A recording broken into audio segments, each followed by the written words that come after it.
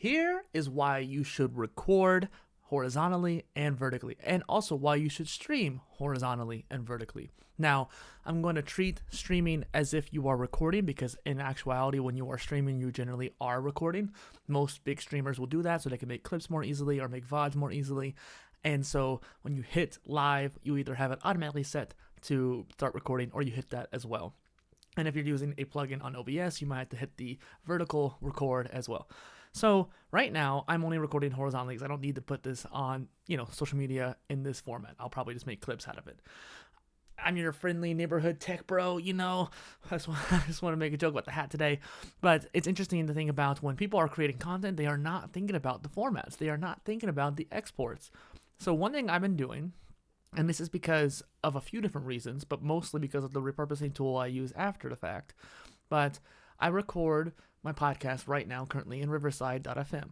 I love-hate relationship with that platform, but it works out pretty well for the most part. Like, I've had a lot of issues with it, but I digress. I'll make a review about it another day. However, one thing I noticed is that when I export it, if I export it in Riverside, I either need to edit it in DaVinci Resolve after the fact, or I'll just take my files and basically edit it from scratch in DaVinci Resolve. That's usually what I do. Like right now today, my most recent episode, I threw it into the editor in Riverside because I didn't necessarily need to do that much editing for this particular episode. The person was pretty, articulate and didn't really say and that much, and I just need to basically move things around and make it look fancy. But normally what I would do is I take both halves. So right now I'm gesturing towards the full viewport of the screen for those listening in. And then I'll just squish it down towards where it's just kind of highlighting just a person. So most of the background gets kind of cut off, cropped out. And that's how you do it. You have side-by-side people, and that's the best way for a podcast usually because that way you can see both people at the highest resolution you can possibly do for that video. And basically have as much of that person filling up the screen.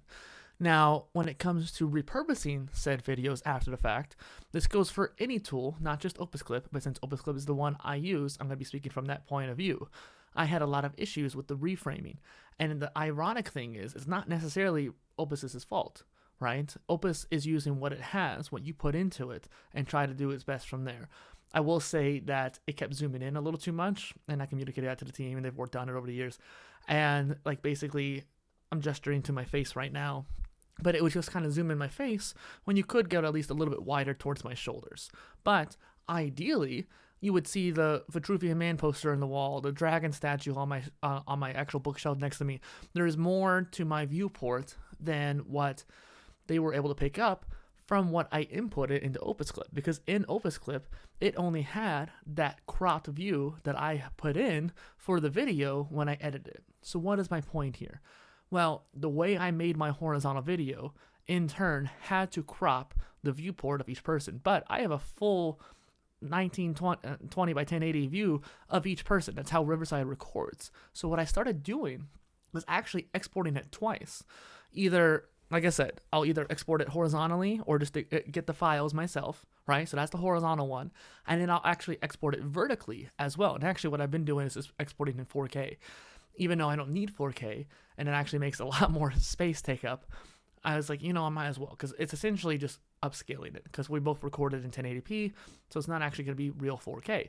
But since repurposing tools, all of them, not just Opus, like I said, this goes for every tool, the actual physics of how repurposing tools work is that it basically either zooms in or crops the rest of the pixels out. That's how you get me being the face right here, or the person that is above me, right?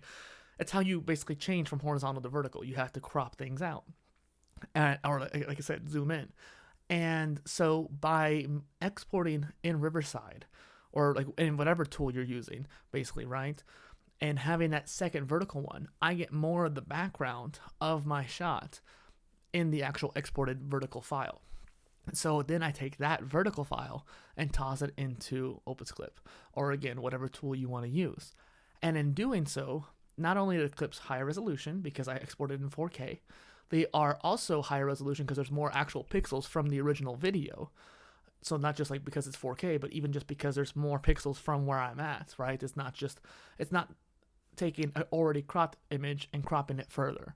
You're only cropping it once this time around. And then on top of that, there's actually more to see visually. And because of that too, you actually kind of have a little bit more farther out view for it. And I think that that's a very important distinction that a lot of content creators don't think about. And the same thing goes for streamers and gamers, right? If you're having your face cam up top and in your gameplay, how you go about streaming and versus making the content is two separate things. And so this is important for podcast streamers and good for gamer streamers.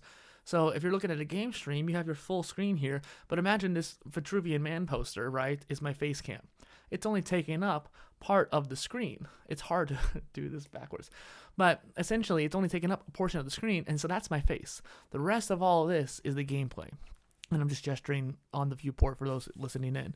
But essentially speaking, how you go about positioning that poster or your face cam is then you can rotate it. So that right now I'm pointing towards a poster that's vertical. A lot of streamers have actually switched to doing a vertical poster, which kind of makes it easier to make clips if you have that recording, but you have to record that separately.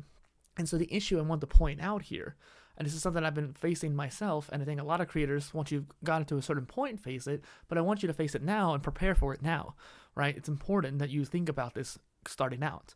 And for those of you who are already doing it for a while, maybe changing things up.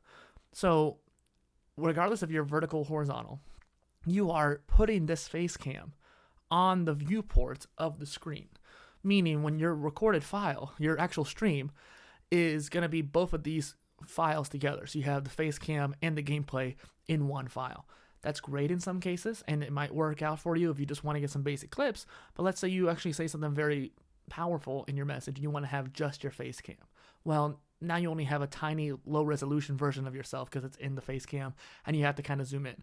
Even if you toss into Opus, not its fault, the face cam is tiny. It's going to try to take your face cam and put it at the top and then the gameplay in the middle, but then there's also going to be part of the face cam in the viewport of the gameplay on the bottom because it just can't separate that. It's part of the video itself. So they use usually called a plugin called Source Record, which allows you to record both sources separately. However, not only could I never get it to work, it actually corrupted my OBS install. And maybe I did it wrong, but I still had a really hard time getting rid of it off my system, completely. You have to install it separately, and then you have to make a special filter, and it's just it's one of those things where it was way too complicated than it needed to be. There's alternative methodologies, such as doing double. So you have a 1920 by 1080 video. Instead of 1920, you have basically double that, so 4,000, right? And so you have two 1080p resolution viewports side by side. So when you're recording in ultra wide, you basically have two full frame views. I'm not sure how that translates into streaming though, because technically speaking, you have only one viewport, one canvas. So I don't know how they're going about doing that. Maybe they're just doing it for recording. I'm not sure. Maybe they have two separate instances of OBS running, one for recording the whole double viewport and one for doing the combined game stream. So there are a few different solutions, and I think I'm using Meld Studio right now to record. I think they're working on some sort of built-in source recording feature, but it's going to be a little ways away. And even then, we don't know if it's going to be great or not. And so I want to mention that you need to think about how you were recording ahead of time and try to realize that at some point you may want to repurpose your content. You might not want to right now. You might think that, oh, this live stream from a year ago is not valuable. But you probably said something in there that can make a few different clips or a few different videos. And at one point, you're going to be like, I have all this content. Why haven't I repurposed it? And so I want to go back to my old streams and find any funny clips. Because even if you can scavenge just 3 clips from an hour-long stream, that's 3 clips that could potentially go viral, right? Viral moments and really amazing moments happen every so often. And you don't necessarily know which ones are best until you go back and look through your streams. Or maybe if you had clipped the clip back in that moment. But for the most part, you might want to go back to record it. Or record a new piece of content from that old stream. But if you only have that tiny little face cam, then you can't really use it. It's just not going to look good. So you need to think about how you're recording and how you're exporting ahead of time.